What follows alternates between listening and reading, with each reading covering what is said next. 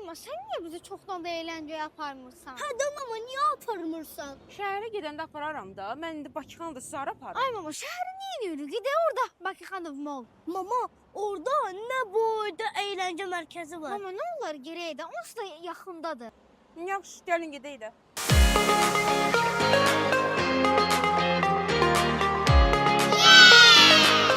Xoş gəlmisiniz. Salam. Buranın adı nədir? Kids Station. Uşaqlar bilir də. İndi yaxşı, bu əyləncə mərkəzində nələr var? Qiymətlər nədir? Əlbəttə, hər şeyə əvvəldən başlamaq lazımdır. Buyurun. 2 manata kart alırsınız, istədiyiniz qədər pul işləyirsiniz. İndi mən ona nə qədər pul yükləməliyəm? Belə ürəyiniz istədiyi qədər pul işləyə bilərsiniz. Amma bizdə kampaniya var. 30 manata 30 manat, 50 manata 50 manat, 100 manata 100 manat bonus. Nə maraqlı. Deməli mən 30 manat yükləsən, 30 manat da siz yüklürsüz? Bəli, 30 manat karta yükləyirsiniz, 30 manat da bizdən bonus qazanırsınız. Əla. Onda mən 30 manat verim, bonusu da yükləyim, gedək baxaq nələr var.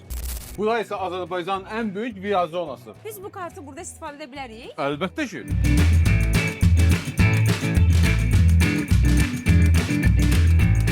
Burada isə toqquşan maşınlar var. Sürmək istəyirsiniz? Hələ bizdə bowling də var.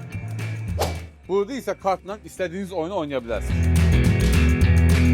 Burada 1 yaşdan 6 yaşa qədər uşaqlar əylənə bilərlər. Burada da müxtəlif növdə oyunlarımız mövcuddur. Kartla da bunlar. Bəli, bəli, buyurun. 3 yaşından yuxarı uşaqlar üçün fly zone, yəni batut. Buyurun.